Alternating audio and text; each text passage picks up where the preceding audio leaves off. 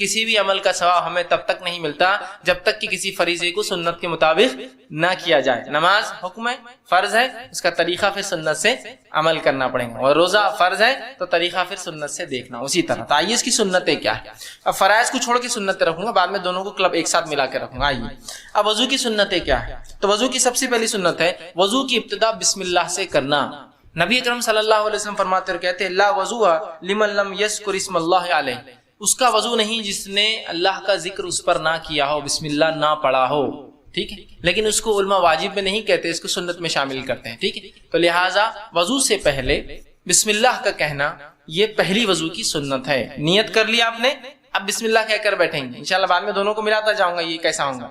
تو اب سب سے پہلے بسم اللہ سے وضو کو شروع کرنا. ٹھیک، اس کے بعد دوسری جو سنت ہے وضو کی یہ ہے کہ جب نیند سے بیدار ہو، فجر کی نماز، عصر کی نماز، کبھی سو کر اٹھتا آدمی، تو نیند سے بیدار ہونے کے بعد سیدھے وضو کے پانی میں ہاتھ نہ ڈالے، پانی کو باہر نکالے، 3 مرتبہ ہتھیلیوں کو اور ہاتھ کو دھو لے، اس کے بعد اگر ضرورت ہے تو پانی میں ہاتھ ڈالے. اس لیے کہ آپ صلی اللہ علیہ وسلم فرمایا جب تم سو کر اٹھو تو پانی میں سیدھے ہاتھ نہ ڈالو، اس لیے کہ تمہیں نہیں پتا کہ رات میں تمہارا ہاتھ یا نیند میں تمہارا ہاتھ کہاں کہاں گیا ہے. سمجھے آپ؟ نیند میں آدمی ہے، کہیں بھی ہاتھ جا سکتا ہے. ٹھیک ہے، تو نیند سے بیدار ہونے کے بعد سیدھے ہاتھ نہ ڈالے. ہاں اگر بیدار ہے، آپ ہوشیار تھے اور ہاتھ ڈالنا ہے تو تھوڑا پانی لے کے پہلے ہاتھ اچھے دھولے اور پھر پورا ہاتھ ڈالے. سمجھ رہا؟ کبھی بیدار آدمی ہوتا ہے لیکن اب کوئی چیز ہے نہیں تو پہلے تھوڑا ڈال کے ہاتھ دھولے اور اس کے بعد پھر پورا ہاتھ ڈال سکتا ہے. ٹھیک، تو نیند سے بیدار ہونے کے بعد 3 مرتبہ ہتھیلی دھونے کے بعد پھر وضو شروع کرے اور اس میں پانی میں ہاتھ ڈالے. ٹھیک، تیسری چیز جو سنت ہے وضو کی وہ یہ ہے کہ وضو سے پہلے مسواک کرے. اب ہاتھ دھو لیا آپ نے، اس کے بعد مسواک کرے، اس لیے کہ آپ صلی اللہ علیہ وسلم نے فرمایا، اور یہ جو ہے موطا امام مالک کی روایت، آپ نے فرمایا اگر میری امت پر مجھے اس چیز کی تکلیف کا احساس نہ ہوتا تو میں ان پر مسواک کا کرنا واجب کر دیتا. نماز سے پہلے مسواک کا کرنا میں ان پر واجب کر دیتا. فرمایا اگر مجھے اپنی امت پر مشقت کا اندیشہ نہ ہوتا تو میں انہیں وضو کے ساتھ مسواک کا حکم دے دیتا، واجب کر دیتا. اور حکم مطلب آپ سے ان کا حکم آنا مطلب اس چیز کا عمل ہم پر واجب ہو جاتا، واجب کر دیتا کہ مسواک کرا کرو. تو یہ بھی سنت ہے، آپ کوشش کریں کہ اب وضو شروع ہو، بسم اللہ کہا، ہاتھ دھویا، مسواک کرے اس سے پہلے. ٹھیک، اس کے بعد چوتھی چیز جو آپ یاد رکھیں گے کلی کا کرنا. کلی کا کرنا یہ چوتھی سنت ہے، اور اس کے تعلق سے آپ صلی اللہ علیہ وسلم فرماتے اور کہتے ہیں اذا توضأت فمزمز، یہ ابو داؤد کی روایت ہے، جب تم میں سے کوئی شخص وضو کرے تو کلی کرے. اور مزمز کہتے ہیں عربی زبان میں پانی کو منہ میں لینا، منہ میں لے کر آگے پیچھے کرنا تاکہ اس سے اگر کوئی غلاظت، کوئی چیز، کوئی کھائی ہوئی چیز باقی ہو تو نکل جائے. بہت سے لوگ کلی کرتے ہیں، پانی لیتے اور ہڑبل کی پانی گر جاتا، مطلب صرف پانی منہ میں گیا اور بس گر گیا، ایسا بچے کرتے ہیں. ویسا نہیں، مزمز اندر لے کے اس کو آپ آگے پیچھے جو بھی کر سکتے تاکہ جتنا زیادہ صاف ہو سکے. مسواک تو کر لیا آپ نے، اس سے تو اکثر جو ہے چیزیں نکل گئی، لیکن پھر بھی کچھ باقی رہ گیا، مسواک کا تنکا رہ گیا، کوئی چیز مسواک کرنے سے ڈھیلی ہوئی تو کلی میں نکلیں گی. یاد رکھیں مسواک کرنے سے نہیں نکلیں گی، پھر آپ کلی کریں گے. تو منہ میں پانی لے کر مزمز کہتے ہیں اس کو پانی کو ہلانا. بہت سے لوگ بولتے ہیں کتنی گندی آواز آ رہی. تو دیکھیے یہ فطری چیزیں ہیں، غیر فطری آوازوں کو گائک گانے گا رہے، پتہ نہیں گندے گندے راگ نکال رہے ہیں، اس کو آپ بڑا اچھا سمجھتے ہیں. غیر فطری چیز کو فطرت بنا دی، فطرت کو غیر فطرت بنا دیا. فطری آوازیں ہیں، کلی کرنا ہے، منہ صاف کرنا ہے. مختلف لوگ جب منہ صاف کریں گے تو مختلف پانی آواز کریں گے. منہ میں جانے کے بعد پانی جب گھومے گا تو اس میں بلبلے بنتے ہیں جس کی وجہ سے آواز ہوتی ہے نا.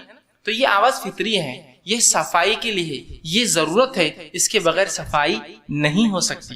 ٹھیک، تو آپ پانی لے کے اس کو کلی کریں گے. اور خواتین بالخصوص یاد رکھیے، عورتوں کو بہت شرم آتی ہے، آپ مکمل وضو نہیں کر پائیں گے. پھر یہ شرم اور حیا وہاں ہو جہاں حرام کاریاں ہیں، غلط کام ہیں، بے حیائی ہے، بے شرمی ہے. کتاب و سنت کے ماننے میں مومن شرم محسوس نہیں کرتے ہیں. ٹھیک ہے، ہاں بے حیائی کے کام مومن کو بڑی شرم آتی ہے. تو بے حیائی میں تو ہم بے شرم ہو گئے، اور جہاں حیا کی ضرورت نہیں وہاں خامخواہ کی حیا اختیار کرتے ہیں. تو کلی کرے، مزمز گھمائے پانی کو، عربی میں یہی معنی ہے اس کا. اور اس کے بعد تھوکنا ہے اس پانی کو، اسی کو کہتے کلی. پینا نہیں ہے اس کو، تھوکنا ہے اس کو. ٹھیک، تو اس کو کلی کر کے پینا بھی ہو سکتا ہے. وہ کب ہو سکتا ہے؟ آپ نے کھانا کھایا، کھانا کھانے کے بعد بہت سارا کھانا منہ میں رہ جاتا ہے جو کہ کوئی خرابی نہیں، کوئی گندا نہیں ہوتا ہے، کلی کر کے نکل جائیے اس کو. دانت بھی صاف ہو جاتے ہیں اور رزق جو بچا کچا ہے وہ بھی اندر چلا جاتا ہے. لیکن وضو کے اندر تھوکنا ہے آپ. تو آپ نے کلی کی اور اس کو آپ تھوک رہے ہیں. ٹھیک، تو جو وضو کے اندر جو چوتھی چیز آپ کریں گے وہ کلی کا کرنا ہے. اور کچھ علماء نے اس کو فرائض میں بھی شامل کیا ہے، یاد رکھیے کچھ علماء نے اس کو فرائض میں بھی شامل کیا، لیکن بہرحال عمومی اعتبار سے زیادہ تر نے اس کو سنت ہی کہا ہے. پانچویں سنت جو نماز کی ہے اس کو بھی علماء فرائض میں شامل کرتے ہیں کچھ علماء، وہ یہ ہے ناک میں پانی لینا. میں ترتیب میں جا رہا ہوں پورا سیکوینس میں، جیسا فرائض ویسی سنت ترتیب میں. ناک میں پانی لینا، ناک میں پانی لینا یہ وضو کی سنت ہے، یاد رکھیے. پانی لینے کے تعلق سے نبی اکرم صلی اللہ علیہ وسلم فرماتے اور کہتے ہیں بالغ فی استنشاقی الا ان تکونوا صائما. یہ مسند احمد کی اور ابو داؤد کی روایت ہے. ناک میں پانی لینے میں مبالغہ کرو، بالغ زیادتی کرو، ایکسس میں جاؤ، دور تک جاؤ اس معاملے میں. مبالغہ سمجھتے ہیں نا، بڑا چڑھا کر کرو. ناک میں پانی لینے میں بڑا چڑھا کر بڑھو، آگے بڑھو، سوائے اس کی کہ تم روزے دار ہو. روزے دار ہے تو ناک میں پانی پھر بڑا چڑھا کر نہیں لینا ہے، صرف سادہ لینا ہے، سادہ لینا ہے، سادہ لینا. لیکن اگر روزے دار نہ ہو بڑا چڑھا کر کرو، زیادہ سے زیادہ پانی لو اور زیادہ سے زیادہ صاف کرو، یہ معنی ہے. تو آپ نے فرمایا اور کہا بالغ فی الاستنشاق الا ان تکونوا صائما، مبالغہ کر، زیادہ کر ناک میں پانی لینے کے معاملے میں سوائے اس کے کہ تو روزہ دار. روزہ ہونے میں کیا ڈر ہے کہ اندر حلق میں پانی چل جائے گا، ناک سے بھی پانی جاتا ہے، تو لہٰذا روزدار نہیں. لیکن اگر آپ روزے سے نہیں ہیں تو مبالغہ کیجئے، پانی کھینچ کے پھر اس کو جھاڑیے، ناک کو صاف کیجئے. ناک میں پانی لے جا اور اس میں مبالغہ. اور کیوں یہ مبالغہ کرنا ہے؟ صفائی کی نیت سے.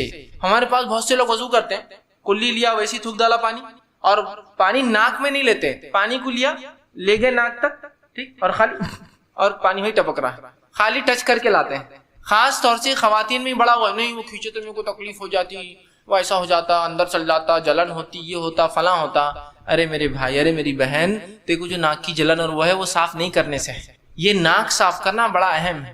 ناک میں اللہ رب العزت نے ہماری ناک کو اس طرح سے ایئر کنڈیشن کیا، اس طرح سے بنایا کہ ناک میں اس کچھ غدود ہوتے ہیں جو اندر جو ہے کچھ قسم کے مادے چھوڑتے ہیں جو بعد میں غلاظت کہلاتی ہے، لیکن پہلے ابتدائی مرحلے میں ان کا ہونا بہت ضروری ہے. جیسا منہ میں تھوک آتا ہے، منہ میں تھوک نہ آئے تو کیا تکلیف ہو سکتی ہے آپ گمان بھی نہیں کر سکتے، امیجن نہیں کر سکتے. صرف ایک نوالا چبا کے کھا لے بغیر تھوک کے تو اسے پتا چلے گا تھوک کا کتنی اہمیت. لیکن تھوک دے تو غلاظت ہے، جب تک منہ میں ہے. سمجھ رہے بات کو؟ سمجھ رہے آپ؟ تو اسی طرح ناک کے غدود جو ہے کچھ مادوں کو چھوڑتے ہیں، جو مادے آپ کی ناک کو گرم اور ٹھنڈی ہواؤں کو کنٹرول کرتے ہیں. لیکن ہوتا یہ کہ تھوڑی دیر بعد وہ جم کے سخت ہو جاتے ہیں ناک کے دونوں طرف. جن کو یہ وضو کم از کم مومن کریں گا تو 5 وقت ان کو دھو کر نکالیں گا. دھونے کی بنیاد پر نئے غدود، پھر غدود نیا مادہ چھوڑتا ہے، ناک اور فریش رہتی ہے، سانس لینا اچھا لگتا ہے. بہت سے لوگ ڈل، پریشان محسوس کرتے، تو میں کہتا ہوں ناک اچھے سے دھویا کرو، اس لیے کہ ناک اچھے سے نہیں دھونا بہت ساری بیماریوں کی بہت ساری، کیونکہ سانس بہت امپورٹنٹ ہے، یاد رکھیے. سانس اگر درست نہیں ہوئی تو آپ کی تمام، جس آپ سانس برابر نہیں لی جا رہی تو آدمی پھر سکون محسوس نہیں کرتا ہے، بے اطمینان ہو جاتا ہے، فریشنس نہیں آتی اس میں. ایک تو چہرہ، اور اگر آپ ناک دھوئے تو دیکھیے آپ کتنے فریش محسوس کرتے ہیں. کوئی بھی انسان نیند میں سے اٹھے چہرہ اور ناک دھولے فریش. ناک نہیں دھولیں گے آپ، رننگ کریں گے تکلیف، کام کریں گے تکلیف، سانس چلتے رہتی ہے. تو بہت سے مردوں اور عورتوں کو سانس کی شکایت نہیں ہوتی، ناک بند ہونے کی شکایت ہوتی ہے، جس کی وجہ سے وہ پریشان ہوتے ہیں. ناک دھوتے نہیں برابر، دھوئیے، مبالغہ کیجیے، کھینچیے، پانی صاف کیجیے، جھاڑیے اس کو ایک دم کلین کیجیے، ٹھیک. اور بہت ضروری ہے، بہت ضروری، اس میں کوئی شرم محسوس مت کیجیے. بہت کم میں نے آدمیوں کو دیکھا، میں ناک میں پانی ڈال کے بالکل بہترین ناک صاف کرتے ہیں، ہاں صاف ہوتی ہے، اس جھاڑ رہے ہیں. عورتیں کبھی نہیں ایسا لگا کہ ایسا کونے میں دیکھتے کوئی دیکھ رہا تو نہیں ادھر جا کے، اگر ہے بھی تو اس کو مادے کو تو دبا دو اور چھپا دو. چیخ بھی لینے میں حیا محسوس کرتے ہیں، جو فطری چیز ہے ان میں حیا کی کیا چیز ہے. ہاں جمائی لینے میں حیا کیجیے. جمائی لینے سے اصل میں لوگوں کا کہا کہ جمائی مت لو. جمائی کے ذریعے شیطان امت مسلمہ پہ سستی طاری کرتا ہے، تو جمائی کو روکو. آ رہی تو منہ مت کھولو، اس کھل گیا تو بند کرو. تو وہاں تو جمائیاں پوری فل لے رہے ہو، چیخ آ رہی تو اس لیے کہ ایٹیکیٹ کے خلاف ہے چیخ لینا. کیسی عجیب بات ہے نا، جو شریعت بتا رہی ہے کہ چھینک لو، جمائی کو روکو. جمائی لے رہے ہیں اور چھینکوں کو روک رہے ہیں. تو ناک صاف کیجیے، بہترین انداز سے صاف کیجیے، جھاڑیے اس کو. صاف کرنا اس کو بھی کچھ علماء نے فرائض میں قرار دیا، اس لیے کہ آپ سب نے ایک حدیث میں فرمایا جو صحیح مسلم کی روایت ہے، 10 چیزیں فطرت میں، اس میں سے ایک کہا ناک کو صاف کرنا. تو اس اعتبار سے وہ کہتی ہے یہ فرض میں ہے، لیکن بہرحال اکثر نے اس کو سنت میں داخل کیا. تو یہ تھی 5ویں سنت. 6ٹھی سنت جو ہے داڑھی کا خلال کرنا. اگر داڑھی آپ کی گھنی ہے، ہلکی داڑھی ہے، تو پھر تو آپ کو پورا چہرہ دھونا پڑے گا. ہلکی ہلکی داڑھی جو رکھتے ہیں پورا دھونا پڑے گا، اس میں جلد دکھتی ہے. لیکن داڑھی گھنی ہے، بڑھ رہی ہے، تو ظاہر سی بات ہے چہرہ دھل نہیں سکتا نیچے کا، تو اس میں خلال کرنا پڑے گا. خلال مطلب پانی لے کے تھوڑی تک ڈالیں گے اور ملیں گے، ایگزیکٹلی پورا بھیگنا ضروری نہیں ہوگا، اس لیے کہ وہ ہو بھی نہیں پائیں گا. چھوٹی موٹی داڑھی پھر میری داڑھی میں بھی ہو سکتا ہے دھل جائے، لیکن جن کی اور گھنی ہو اتنی بڑی آ گئی تب کیسے دھوئیں گے اندر ڈال؟ تو خالی اٹھا کر خلال سمجھ رہے؟ خلال مطلب اندر سے تھوڑی کو لگا دیں گا، تھوڑی کو پانی لگنے کے بعد باہر سے دھو لیں گے خلال. تو یہ سنت داڑھی کا خلال. لیکن جن کا دکھ رہا ہے اس جیسا میری جلد دکھتی ہے پوری، داڑھی ہلکی ہلکی ہے میری، کچھ لوگ چھوٹی رکھتے ہیں اس وجہ سے، کچھ لوگ کے روئے ہوتے ہیں، کچھ لوگ کی جمال ہونے جلدی، تو ان کو تو پورا دھونا پڑے گا. لیکن جن کے گھنے آ جاتے ہیں بہت مشکل ہوتا ہے، تو تھوڑی کا خلال اور باقی جگہ ہاتھ ڈال کے اوپر سے کریں. ٹھیک ہے، یہ سنت ہے.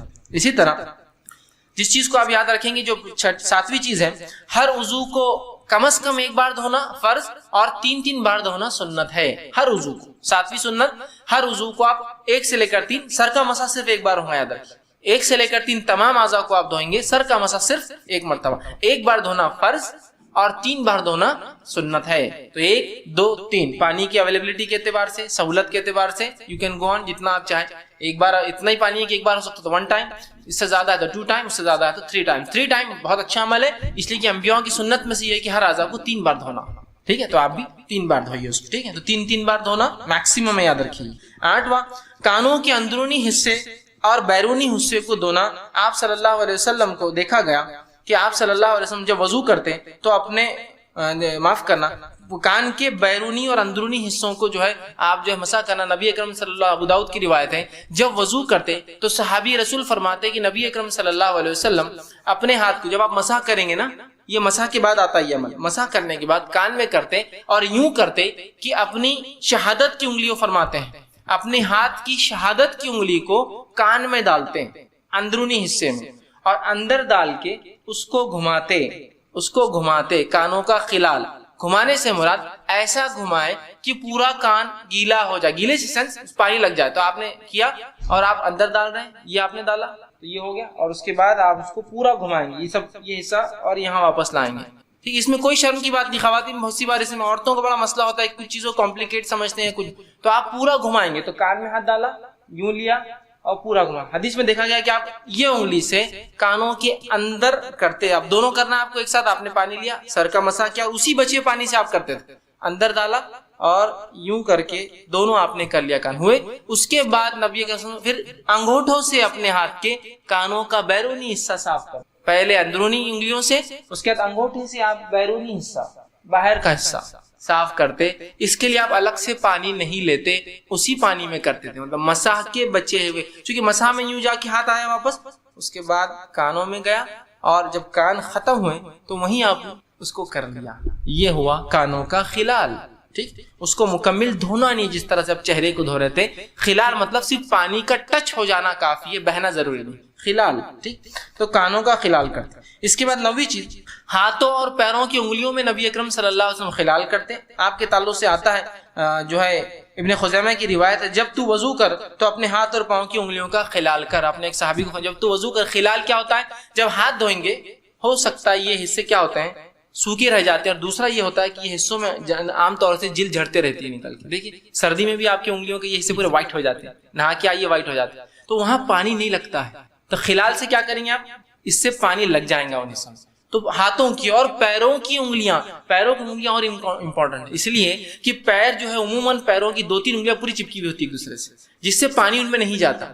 ٹھیک، تو خلال سے کیا کریں گے آپ، الٹے ہاتھ سے آپ سیدھے پیر سے شروع کریں گے. خلال کر انگلی کے اندر سے بیچ میں، یہ چھوٹی کر انگلی سے الٹے پیر سے شروع کریں، اندر وضو کے پانی کے ڈالنے کے بعد ایسا انگلی ڈال کے نکالیں گے. سمجھو پیر کا پنجہ ہے میرا، اس میں ڈال کے نہیں، اس کو بولتے ہیں خلال.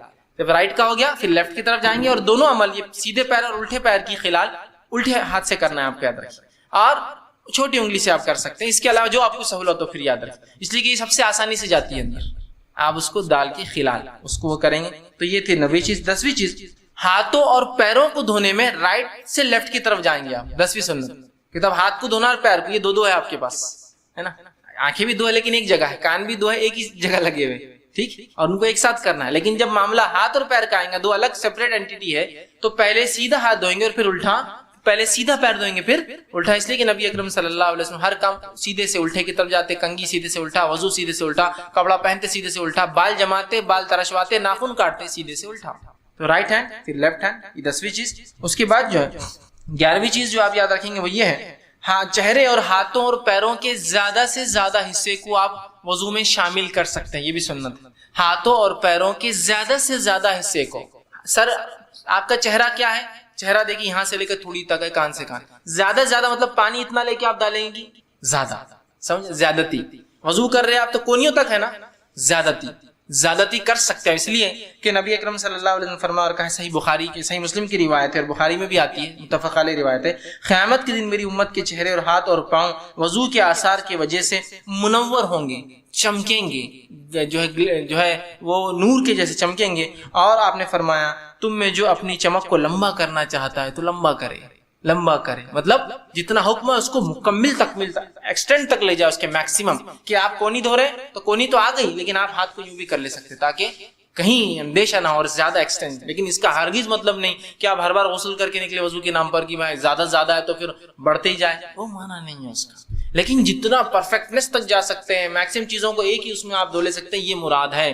اور آپ صلی اللہ علیہ وسلم کو ایک مرتبہ دیکھا گیا کہ آپ وضو کر رہے تھے اور جب ہاتھ دھوئے پانی زائد تھا تو اور آپ کو سہولت تھی تو آپ نے ہاتھ کو اوپر تک دھویا، زیادہ تھا، کھلے ہوں گے آپ، کپڑے بھیگنے کے کوئی چانس نہیں ہوں گے تو آپ نے کر۔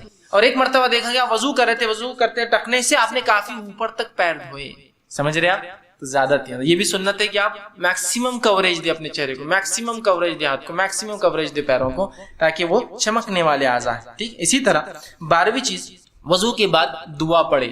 وضو سے پہلے ایک دعا بسم اللہ، وضو کے دوران کوئی دعا نہیں، اشہد ان لا الہ، لوگ چہرے مارتے اشہد ان لا الہ الا اللہ، ہاتھ دھو رہے ایک دعا، پیر دھو رہے ایک دعا، مسا کر رہے ایک دعا، کلی کر رہے ایک دعا، کان کا خلال ایک دعا، انگلیوں کا خلال ایک دعا، داڑھی دھو رہے ایک دعا، مطلب اتنی دعائیں کہ ایک وضو خانے میں نے ایک مرتبہ دیکھا جو شروع ہو رہے ہو بسم اللہ سے تو 25-30 دعائیں وضو ہونے تک، مطلب ہر سنت اور ہر فرض پہ ایک دعا نہیں، ابتدا میں ایک دعا بسم اللہ، وہ لا الہ الا اللہ یا اشہد ان لا الہ الا اللہ سے مودنا بھی سنت سے ثابت نہیں، سب بدعات ہے یاد رکھ۔ اور وضو کی خاتمے پر ایک دعا کیا دعا تھی جو آپ وسلم پڑھتے تھے؟ آپ صلی اللہ علیہ وسلم کے تعلق سے آتا ہے اور آپ صلی اللہ علیہ وسلم فرماتے ہیں، صحیح مسلم کی اور جامع ترمذی کی روایت ہے کہ نبی اکرم صلی اللہ علیہ وسلم جو وضو کرتے تھے پڑھتے اشہد ان لا الہ الا اللہ وحدہ لا شریک لہ واشہد ان محمدا عبدہ ورسولہ اللہم اجعلنی من التوابین واجعلنی من المتطہرین۔ یہ دعا کہ میں گواہی دیتا ہوں کہ اللہ کے سوا کوئی معبود برحق نہیں، اور میں گواہی دیتا ہوں کہ محمد اس کے بندے اور رسول ہے۔ اے اللہ مجھے، اللہم اجعلنی من التوابین، اے اللہ مجھے توبہ کرنے والوں میں شامل کر، تیری طرف رجوع کرنے والے میں شامل کر، واجعلنی من المتطہرین، اور مجھے طہارت حاصل کرنے پاکیزہ لوگوں میں، پاکیزگی والوں میں شامل کر۔ یہ دعا کرتے نبی اکرم صلی اللہ علیہ وسلم۔ اس دعا کے بعد شہادت کی انگلی اٹھانے یا آسمان کی طرف دیکھنے کے تعلق سے کوئی صحیح روایت ثابت نہیں ہے، تو لہٰذا آپ اس کو یوں ہی پڑھ لے، ٹھیک ہے، نہ اٹھانے کی نہ دیکھنے کی، دونوں روایتیں بہرحال ضعیف ہیں، تو لہٰذا صرف اس کو پڑھنا ہے۔ اور جو شخص ایسا کرتا ہے، آپ صلی اللہ علیہ وسلم فرماتے ہیں جو شخص وضو کرے مکمل اچھے سے کرے، اس کے بعد یہ پڑھے، یہ دونوں چیزیں گواہی دے اور یہ دعا پڑھے، تو جنت کے 8 دروازے روز قیامت اس کے لیے کھول دیے جائیں گے، جس میں سے چاہے اس میں سے داخل ہو۔ جہنم کے 7 دروازے ہیں اور جنت کے 8 دروازے ہیں، تو 8 دروازے اس کے لیے کھولیں گے جو یہ دعا وضو کے بعد کرتا ہے، شروعات میں بسم اللہ خاتمہ۔ کیا ہمیں بتا نہیں رہی ہے کہ جو ہے اس معاملے کے اندر کہ ہم جو ہے زیادتی اولاد کے لیے نکاح کریں خوب اور اولاد کو پیدا کریں، یہ زیادتی جو ہے روز قیامت جو ہے رسول اکرم صلی اللہ علیہ وسلم کی فخر کا باعث، اور میں سمجھتا ہوں نبی کے فخر کی باعث کوئی چیز بنے اس سے بڑی کوئی بات نہیں ہو سکتی۔ مجبوریاں ایک الگ چیز ہے، حالات ایک الگ چیز ہے، صحت ایک الگ بات ہے، پھر اللہ کی تعالیٰ جو ہے کسی کو صحت حالات مجبور کر دے وہ الگ بات ہے، کہ عام حالت میں آپ جو ہے اس کو زیادتی کو بہرحال پسند کریں۔ آئیے آگے، ٹھیک، تو یہ وضاحت میں نے بہرحال آپ کے سامنے کر دی۔ اب آئیے کچھ باتیں اب ہم سیکھتے ہیں۔ تو میں نے اس عنوان کو اس طرح سے باندھا ہے کہ آداب مباشرت کے اندر شروع کہاں سے ہوتا ہے؟ تو ظاہر سی بات ہے نکاح سے ہوتا ہے۔ پہلی بار انسان مباشرت، ہم بستری، سیکس کب کرتا ہے؟ جب اس کی شادی ہوتی ہے۔ تو میں نے عنوان کو ایسا باندھا کہ شادی کا دن، ٹھیک ہے، شادی کی رات، اور اس کے بعد عام لوگوں کے لیے، ٹھیک، پہلے مخصوص پہلی بار جب انسان یہ عمل کرتا ہے اس کو میں نے لیا، جب ایک بار عمل کے بعد جو بار بار کرتا ہے اس کو سیکنڈ اس میں میں نے باندھا۔ تو کچھ حصے میرے عنوان کے شروعاتی ایسے ہوں گے جو صرف میاں بیوی کے لیے، مطلب فرسٹ ٹائم نکاح سے متعلق ہے، اور کچھ باتیں ایسی ہوں گی جو پھر کامن ہوں گی، جیسا کہ انسان پہلی بار مباشرت شادی کے بعد کرتا ہے، اس کے بعد کامن ہو جاتا ہے، اس کے بعد اس کی بیوی ہے یا بیویاں ان کے ساتھ رہتا ہے۔ تو میں نے اسی انداز میں اس کو باندھا، اور اس کے بعد کچھ غلط فہمیاں بھی جو آئیں گی بیچ بیچ میں انشاءاللہ ایک ایک عنوان کر کے ایک وضاحت بول کر غلط فہمیوں کا ازالہ کرتا ہوا چلوں گا۔ جو جس کو کہتے ہیں مطلب سوالات ہوتے ہیں، مس کنسیپشنس ہوتے ہیں، یا جس کو کہیں گے مس نماز ہوتے ہیں، لوگ مختلف چیزوں کو مختلف نام دے کے مختلف بہانے اور مختلف باتیں کرتے ہیں، تو ان کو میں کلیئریفیکیشن انشاءاللہ عزیز بیچ میں کرتا جاؤں گا۔ سب سے پہلی چیز، جب انسان نکاح کرے تو اپنی بیوی کے ساتھ الفت اور محبت کا معاملہ رکھے، اور جب اس کا نکاح ہو تو پہلی رات یا جب پہلی بار ملے اسے کچھ تحفہ یا کچھ کھانے کی چیز دے، یہ سنت سے ثابت ہے، یاد رکھیں۔ نبی اکرم صلی اللہ علیہ وسلم کے تعلق سے آتا ہے، مسند احمد کی روایت ہے، اور اسماء بنت یزید جو ہے رضی اللہ عنہا اس کی راوی ہے، وہ کہتی ہیں اور فرماتی ہے کہ نبی اکرم صلی اللہ علیہ وسلم کا جب نکاح ہوا تو حضرت عائشہ رضی اللہ عنہا کو میں نے ہی تیار کیا، میں نے ہی آپ کو سجایا، میں نے ہی آپ کو تیار کیا۔ جب میں نے آپ کو تیار کیا اور اس کے بعد یہ کہلوا بھیجا نبی اکرم صلی اللہ علیہ وسلم کو کہ عائشہ تیار ہے، نبی اکرم صلی اللہ علیہ وسلم ان کے پاس آئے، آپ کو ایک دودھ کا پیالہ دیا گیا، رسول اکرم صلی اللہ علیہ وسلم نے اس دودھ کے پیالے سے دودھ پیا اور پھر اس پیالے کو عائشہ کی طرف بڑھا دیا رضی اللہ عنہا۔ عائشہ نے وہ فرماتی ہے کہ تھوڑا ان کو شرم آئی، جھجک محسوس ہوئی، تو آپ نے انکار کر دیا۔ اسماء کہتی ہے کہ میں نے غصہ کیا اور انہیں ڈانٹا اور کہا رسول اللہ دے رہے ہیں نا، پھر تم کیوں نہیں لے رہی ہو؟ تو انہوں نے اس کو لیا اور تھوڑا سا پی لیا۔ اس کے بعد رسول اکرم صلی اللہ علیہ وسلم نے فرمایا تم لوگ بھی پیو، اور بھی عورتیں بیٹھی تھی، چونکہ عائشہ رضی اللہ عورتوں میں تھی اور ظاہر سی بات ہے وہ عورتیں پردے میں تھی، تو کہا تم عورتیں بھی پیو، ٹھیک ہے۔ تو انہوں نے کہا اللہ کے رسول صلی اللہ علیہ وسلم آپ پہلے پی لے زیادہ بہتر ہوگا۔ پھر رسول اللہ نے دوسری بار پھر پیا، اس کو پی کر جو آپ نے پھر عورت جو اسماء رضی اللہ عنہا کو دیا، وہ کہتی ہے کہ میں نے وہ گلاس لیا اور اس کو میں پلٹانے لگی، گھمانے لگی، تاکہ میں بھی وہیں ہونٹ لگاؤں جہاں رسول اکرم صلی اللہ علیہ وسلم نے ہونٹ لگایا تھا۔ اس سے پتہ چلا کہ صحابہ کے ساتھ ساتھ صحابیات بھی کتنا محبت رسول اکرم صلی اللہ علیہ وسلم سے کرتی تھی۔ یہ محبت کا تقاضا ہے، جس سے آپ محبت کرتے ہیں اس کی ہر چیز کو آپ پسند کریں، جہاں سے آپ نے پیا وہاں سے پینا پڑتا۔ تو وہ کہتی ہے میں خاموشی سے لوگ نہ دیکھے گھما رہی تھی تاکہ وہاں سے پیوں جہاں سے رسول اکرم صلی اللہ علیہ وسلم نے پیا۔ اس کے بعد جب میں پی چکی تو رسول اللہ نے دوسری عورتوں سے کہا تم بھی پی لو، عورتوں نے شرما کر کہا کہ اللہ کے رسول نہیں تعالی، آپ نے کہا کہ دیکھو دو چیزیں ایک ساتھ نہیں ہو سکتی، بھوک اور جھوٹ، پی لو، مطلب کیوں شرما رہی ہو، پی لو، تم کو بھوک ہے میں جانتا ہوں لیکن تم جھوٹ بول رہی ہو تکلف میں کہ نہیں ہم نے پی لیا،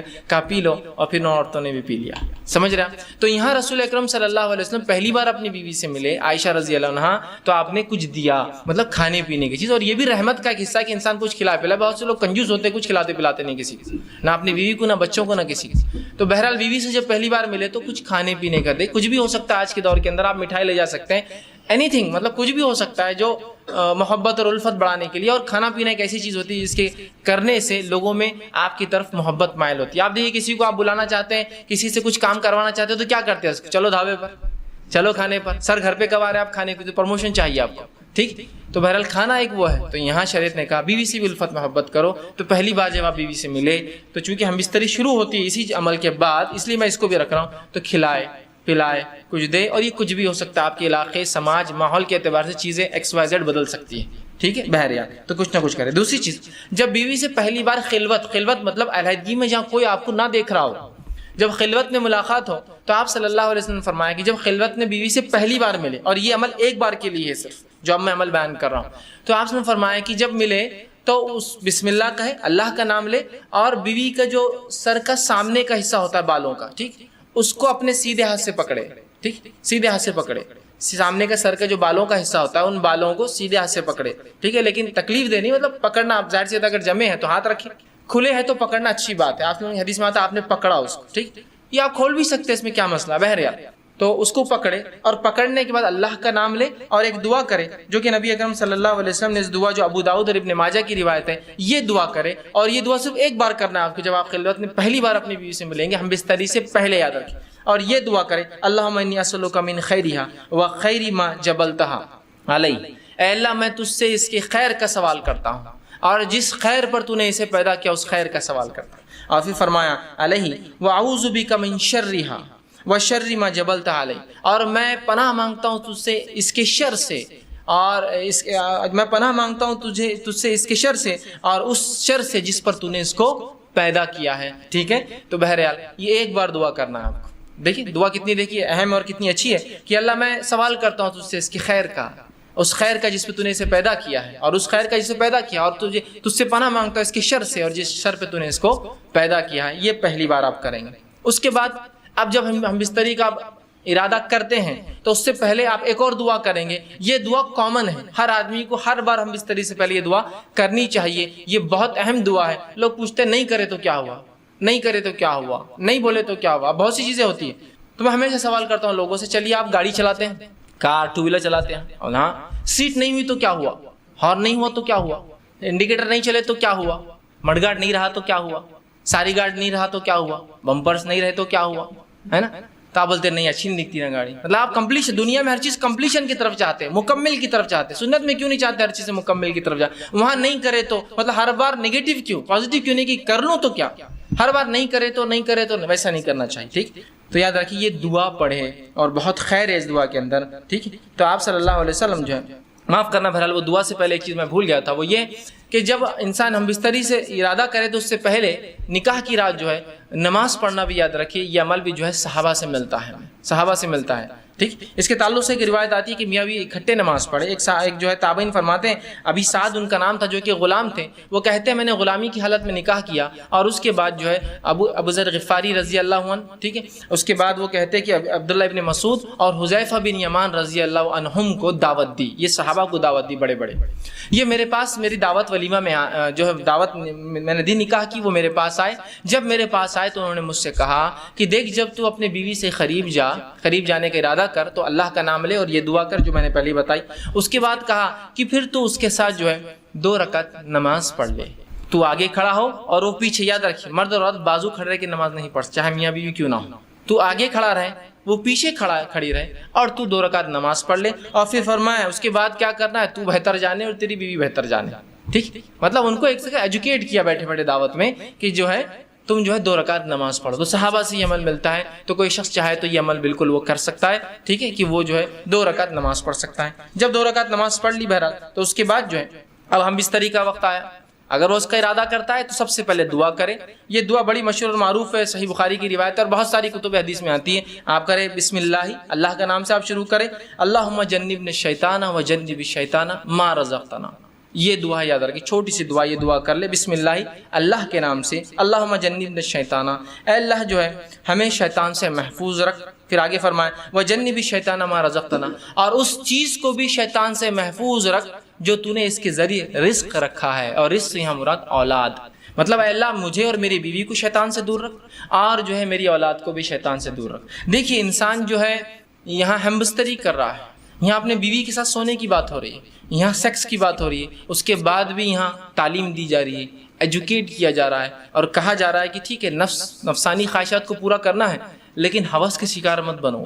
یہاں بھی اللہ کا نام لے کے شیطان سے پناہ مانگی جا رہی. دیکھیے اس عمل میں بھی کیسا پاکیزہ اور کیسا مطہرہ یہ دین ہے, یاد رکھیں. بہرحال اب یہ دعا آپ نے کی, ٹھیک ہے, اب دعا کے بعد آپ بستری کر سکتے ہیں. لیکن یہ بات بہت ضروری ہے جو ہمیں سمجھنا ہے کہ جب شریعت نے مرد کو اجازت دی نکاح کی اور عورت کے ساتھ ہم بستری کرنے کی, تو یہ اجازت کو حاکم اور محکوم والا رشتہ نہیں ہے, مالک اور غلام والا رشتہ نہیں ہے. سمجھ رہے آپ بات؟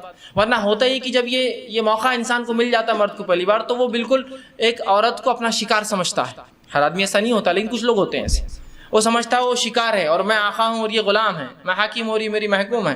ٹھیک, اور لہٰذا وہ اس پر ٹوٹ پڑتا ہے جانوروں کی طرح. اندازہ لگائیے ایک عورت کے ساتھ اگر آپ یہ سلوک کریں گے جو آپ کی بیوی اور زندگی پر رہنے والی شریک حیات کہا جاتا نا بیوی کو, شریک حیات مطلب لائف پارٹنر ہے آپ کی, پوری زندگی آپ کے ساتھ شریک رہیں گی. اور اگر پہلی رات آپ ساتھ یہ بدتمیزی کریں گے کہ آپ بتائیں گے کہ میں نے نکاح خالص صرف اپنے ہوس کو پورا کرنا کیا. ٹھیک ہے, الفت اور محبت ایک چیز ہے, لو ایک چیز ہوتی ہے, کہ لسٹ ایک چیز ہوتی ہے انگلش کے اندر. اردو میں جیسے کہتے ہیں ایک محبت ہوتی ہے اور ایک ہوس ہوتی ہے. تو ہمیں محبت کی اجازت ہے, ہوس پوری نہیں کرنا ہے. ہمیں جو لو کی اجازت ہے, ہم کو لسٹ نہیں. ٹھیک ہے, انسان ظاہر سی بات ہے وہی عمل کر رہا ہے جو لسٹ میں ہوتا ہے, لیکن اس میں محبت کے تقاضے کے ساتھ کہ یہ میرا اپوننٹ پارٹنر ہے, میری بیوی ہے, اس کے ساتھ زندگی گزارنا ہے. ٹھیک ہے, تو یہ بات بڑی ہے ہمیں سمجھنا ہمارے لیے. تو انسان جو ہے جب اپنی بیوی سے تعلقات قائم کرے تو اس کو حاکم اور محکوم اور ظالم اور مظلوم والا رشتہ نہ بنا دے, بلکہ اس کو محبت اور الفت والا معاملہ رکھے. اور ہم بستری سے پہلے جو باتیں ہم کو رسول اکرم صلی اللہ علیہ وسلم اور صحابہ کے آثار مطلب صحابہ کے عمل سے پتہ چلتی, وہ یہ ہے کہ یہ لوگ فور پلے کرتے, ہم بستری سے پہلے کچھ بیوی سے کھیلتے. اور ایک روایت میں رسول اللہ صلی اللہ علیہ وسلم کی اس بات کا کھلا اشارہ آپ نے فرمایا, جب ایک صحابیہ کہ اللہ کے رسول میں نے ایک عورت سے نکاح کیا لیکن یہ مطلقہ ہے, مطلب اس کی شادی ہو چکی ہے اور یہ جوان تھے صحابی. تو اللہ کے رسول صلی اللہ علیہ وسلم نے فرمایا کہ تو نے کنواری لڑکی سے کیوں نہیں نکاح کیا, تاکہ وہ تجھ سے کھیلتی اور تو اس سے کھیلتا. تو کہا اللہ کے رسول میری مجبوری تھی، میرے والدہ کا انتقال ہو گیا اور میری 3 چھوٹی چھوٹی بہنیں ہیں، اگر میں کوئی کنواری لڑکی لاتا تو وہ میری بہنوں کی دیکھ بھال برابر سے نہیں کر پاتی۔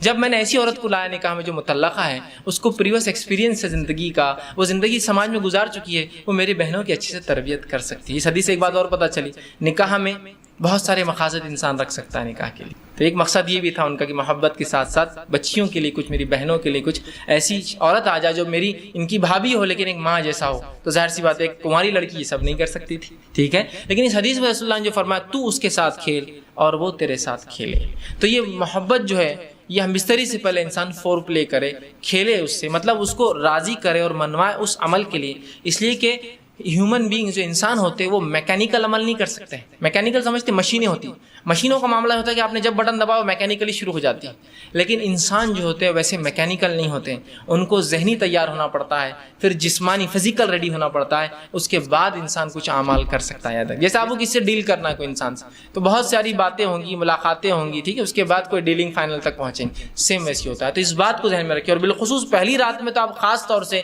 اس کو یہ نہ کریں کہ ٹوٹ پڑنے کا معاملہ کرے، بلکہ سنت کو لحاظ رکھتے ہوئے، شریعت کا لحاظ رکھتے ہوئے، انسانی ذہنیتوں کا لحاظ رکھتے ہوئے، سامنے والے فریق کی، آپ کی بیوی کی عمر کا لحاظ بھی رکھ سکتے ہیں۔ ہو سکتا ہے کوئی انسان 40 سال کا اور نکاح 20 سال سے کیا ہو، جائز ہے بالکل، تو اب یہاں سمجھنا پڑے گا اس کی عمر کا تقاضا کم ہے، تو ظاہر سی بات ہے، سمجھ رہے ہیں آپ بات کو، یہ تمام چیزیں آپ جو ہے ذہن میں انسان رکھیں۔ تو فور پلے جس کو ہم کہتے ہیں کہ ہم بستری سے پہلے کچھ ایسی چیزیں جس سے انسان اس عمل کی طرف راغب ہو جو عمل اس کو اب کرنا ہے، جو کہ اللہ نے اس کے اوپر جائز قرار دیا اور وہ مباح ہے اس کے لیے کرنا، حلال ہے اس کے لیے کرنا، جس سے اپنے آپ کو تسکین دے سکتا ہے، سکون حاصل اور اطمینان حاصل کر سکتا ہے۔ سمجھ رہے آپ بات؟ تو فور پلے کی بڑی اہمیت ہے، اس کے اندر مختلف چیزیں ہو سکتی ہیں، انشاءاللہ آگے آئیں گا تو اس میں کچھ نہ کچھ پوائنٹس اس کے ڈسکس کرتا جاؤں گا، ٹھیک۔ تو فور پلے ہوگا اس سے پہلے کہ انسان تیار کرے اپنے فریق کو۔ دوسری چیز یہ کہ دونوں کا اس عمل کے لیے راضی ہونا ضروری ہے، ہم بستری کے لیے دونوں کا اس عمل کے لیے راضی ہونا ضروری، یاد رکھیں، اس لیے کہ یہ کوئی ون سائڈ معاملہ نہیں ہے، اور مرد کے راضی ہونا یہ بالکل واضح ہوتا ہے، لیکن عورت راضی ہے نہیں راضی ہے یہ واضح نہیں ہوتا ہے۔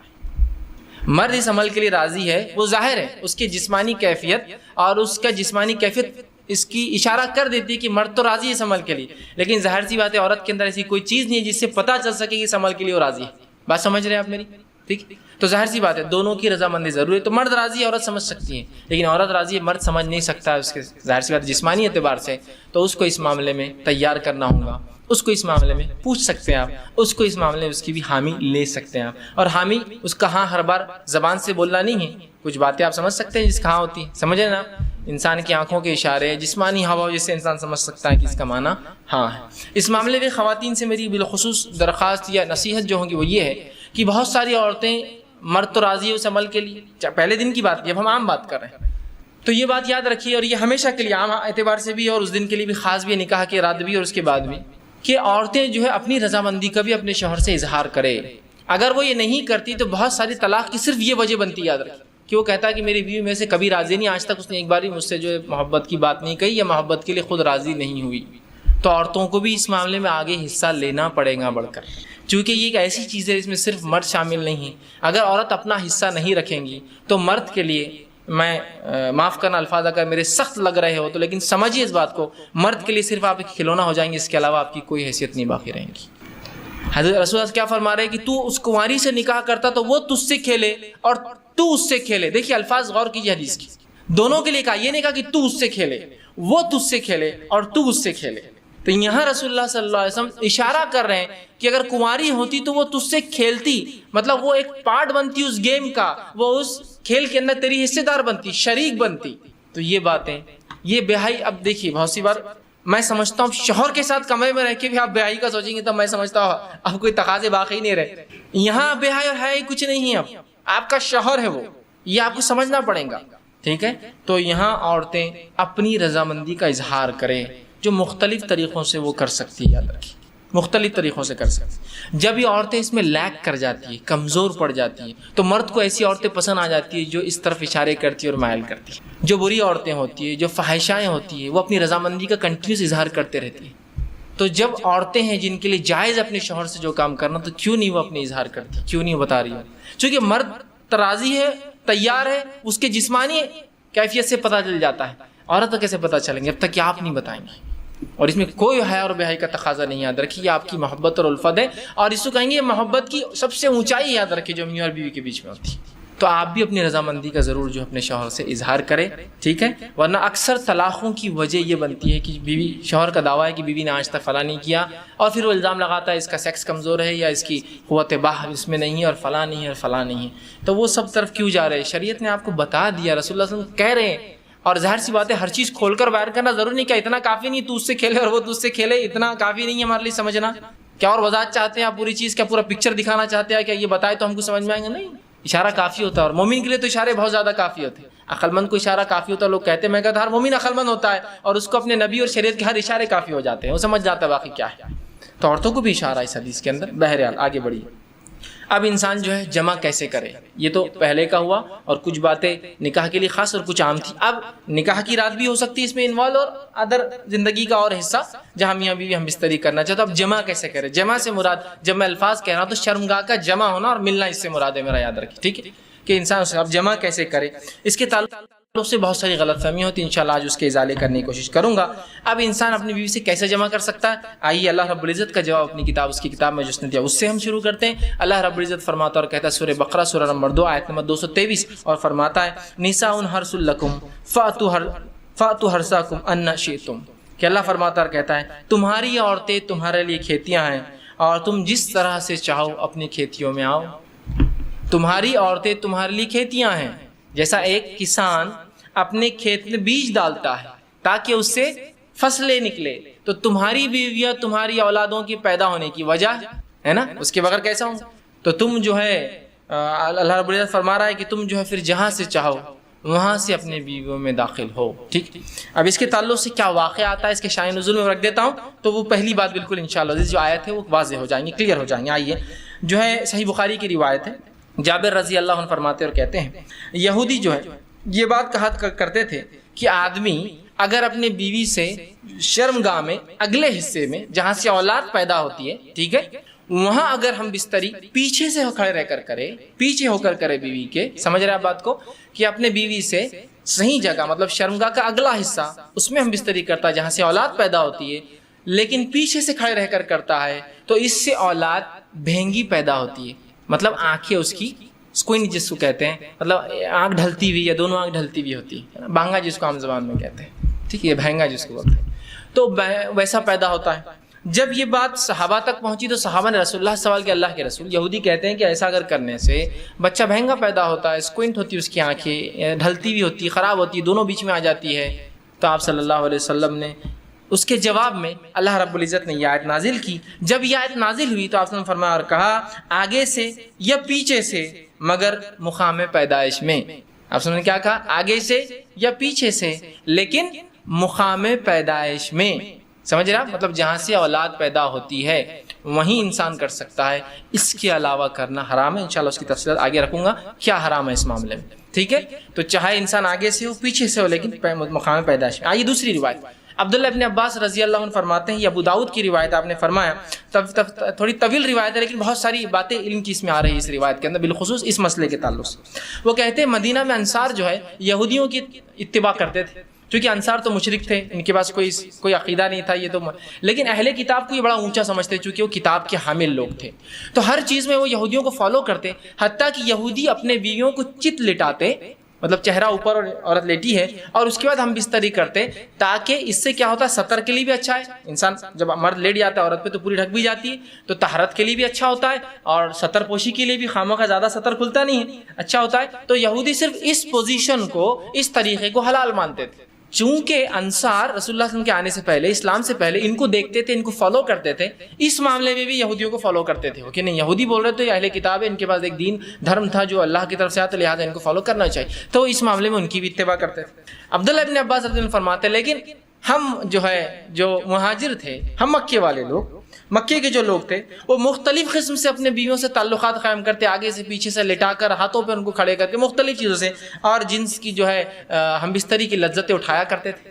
لیکن جب مہاجر مدینہ پہنچے اور انصاریوں سے نکاح شروع کیا، اور جب ایک مہاجر نے ایک انصاری عورت سے نکاح کیا، اور نکاح کرنے کے بعد جیسا ان کا طریقہ تھا کہ وہ مختلف انداز سے مختلف طریقوں سے صحیح جگہ میں بستری کرتے، مطلب شرمگاہ میں اگلے حصے میں کرتے، جب اس نے ڈیمانڈ کیا اس شخص نے، تو اس انصاریہ نے کہا ہم تو صرف ایک طریقہ اپناتے، اس عورت نے، وہ بھی صحابیہ تھی، وہ ہے چت لیٹنا اور تم اوپر سے رہو۔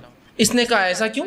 ہم تو مختلف چیزیں کرتے ہیں، جس کو عام زبان میں بہرحال آسن کہتے ہیں، لوگ بہرحال سمجھتے ہیں آسن کہتے ہیں، اس کو شاید سنسکرت کا لفظ ہے، یہ ہندی کا لفظ ہے، بہرحال تو ہم تو مختلف کرتے ہیں۔ تو انہوں نے کہا نہیں میں تو یہ کرنے نہیں دوں گی، جھگڑا بڑھ گیا، اس نے کہا میں تو ایسے ہی کروں گا، اس نے کہا ہمارے پاس یہ طریقہ نہیں، اور بات رسول اکرم صلی اللہ علیہ وسلم پہنچ گئی، اور پھر یہ آیت نازل ہو گئی تمہاری بیویاں تمہاری کھیتی ہے، تم جہاں سے چاہو، مطلب جو مہاجر کر رہے تھے صحیح کر رہے تھے، مختلف پوزیشنز ہو سکتے ہیں لیکن اگلے حصے میں صرف پیدائش کے حصے میں انسان کر سکتا ہے۔ تو یہ روایت میں بہرحال بہت ساری باتیں آ گئی اور بہت ساری باتوں کا جواز ہمیں مل گیا ہے۔ آگے آئیے، اب اس معاملے میں جو ہے انسان جمع جو کرے، ہم بستری کرے تو لیٹ کر سکتا ہے، لیٹنے میں جتنی پوزیشنز ہو سکتی ہے وہ استعمال کر سکتا ہے، شرط ایک ہی ہے وہاں انسان اپنی شرمگاہ کو داخل کرے، عورت کی شرمگاہ میں جہاں سے اولاد پیدا ہوتی ہے، ٹھیک ہے، وہی ایک جگہ ہے۔ دوسرا بیٹھ کر سکتا ہے، جتنی پوزیشنز ہو سکتی ہے اس کے لیے، شریعت نے اس سے کوئی ممانعت کا اظہار نہیں کیا، لیکن سب سے بہترین پوزیشن اولاد کی پیدائش میں اور اس میں سازگار ہونے میں وہی ہے جو عورت کو لٹا کر کرے، اس لیے کہ اس میں سیدھا مرد کی شرمگاہ اوپر سے ہوتی ہے اور اولاد کی پیدائش کے چانسز زیادہ ہوتے ہیں اس معاملے میں، بہرحال ٹھیک۔ اس کے بعد بیٹھ کر جتنے طریقے ہو سکتے ہیں، جتنی پوزیشنز ہو سکتی ہے، جس میں میں جو بتا رہا ہوں بات آپ سمجھ رہے ہیں کہ شرمگاہ مرد کی عورت سے ملے اور سامنے کے حصے میں آپ کے لیے جائز ہے۔ اسی طرح کھڑے رہ کر جو کچھ ہو سکتا ہے، اس میں کوئی ممانعت نہیں ہے، کراہت ہو سکتی ہے، ناپسندیدگی ہو سکتی ہے، لیکن ممانعت کسی میں بھی نہیں، حرمت کسی میں بھی نہیں، بیٹھ کر، لیٹ کر، کھڑے رہ کر کچھ بھی ہو سکتا ہے۔ ابھی بات کا ازالہ میں کر دوں، بہت سے لوگوں نے عجیب عجیب باتیں لکھ دی، اللہ ان پر رحم کرے، جس کی وجہ سے امت کو خامخواہ ایسی مشکلات اور تکلیفوں میں ڈالا جو شریعت نے نہیں دی، کہ کھڑے رہ کر کرے تو اولاد لنگڑی پیدا ہوتی ہے، بیٹھ کر کرے تو اولاد فلاں پیدا ہوتی ہے، پیچھے سے کرے۔ آج بھی میں کہہ رہا ہوں کہ اگر کوئی لڑکا بہنگا آ جاتا ہے جس کی آنکھیں اسکوئنٹ ہو، اس کی آنکھیں برابر نہ ہو، تو عورتیں ایک دوسرے کو دھکا دے کے ہستی مجلس ان کے ماں باپ نے کیا کرے تھے، دیکھو بچہ، آج بھی میں کہہ رہا ہوں کیسی عجیب بات ہے، شریعت کلیریفیکیشن دے رہی ہے،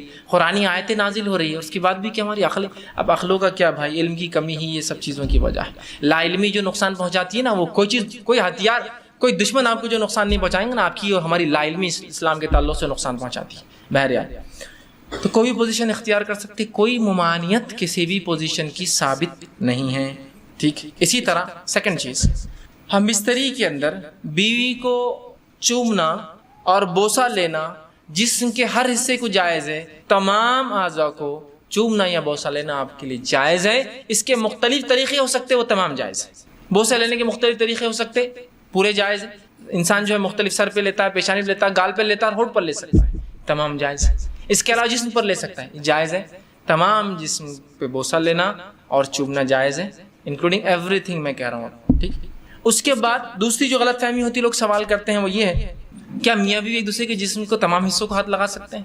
تو ہاں، میاں اور بیوی اپنے جسم کے تمام حصوں کو ہاتھ لگا سکتے ہیں، انکلوڈنگ ملا کر اپنی شرمگاہ کا اگلا اور پچھلا حصہ ہاتھ لگانے میں اجازت ہے۔ اسی طرح میاں اور بیوی اپنے جسم کے تمام حصوں کو دیکھ سکتے ہیں، انکلوڈنگ اگلا اور پچھلا حصہ شرمگاہ کا۔ کوئی نہ دیکھنا چاہے اس کا اپنا مسئلہ ہے، اس کی اپنی طہارت میں اس کا اعلیٰ مقام ہے، لیکن اس کی کوئی حرمت اور کراہت ثابت نہیں ہے، یاد رکھیے۔ اس لیے کہ آپ سے سوال ہو اللہ کے رسول ہم نے بیویوں کا کیا دیکھے اور کیا نہ دیکھے، تو کہا تم اپنے بیویوں کا سب کچھ دیکھ، اپنے بیویوں کا جو چاہو سب کچھ تم دیکھ سکتے ہو۔ تو حدیث نے کھلی آپ کو اجازت دے رکھی ہے، چھونے کے معاملے میں تمام اعضاء اور دیکھنے کے معاملے میں تمام اعضاء۔ یہ بات اس لیے کہہ رہا ہوں کہ بہت سے لوگوں نے پتہ نہیں ایسی باتیں کہہ دی، اللہ رحم کرے، کہاں سے لائے مجھے نہیں پتا، کہ اگر بیوی کی شرمگاہ دیکھی تو اولاد بگڑی بھی پیدا ہوتی ہے۔ ارے اللہ، تو کیسے ریسٹرکشنز ہم دے رہے ہیں جو ریسٹرکشن شریعت کے نہیں ہیں، کیسے، مطلب سوچیے نا آپ، کیسی عقل کام نہیں کرتی کہ ایسے کیسے ریسٹرکشن ہو سکتے ہیں، ٹھیک۔ تو لہٰذا اس بات کے تعلق سے لوگ بہت سوال کرتے ہیں، میں نے اس کا کلیریفیکیشن پورا بہرحال سوال کے تعلق سے دے دیا۔ دونوں ہی چیز یاد رکھیے، چھونے کے معاملے میں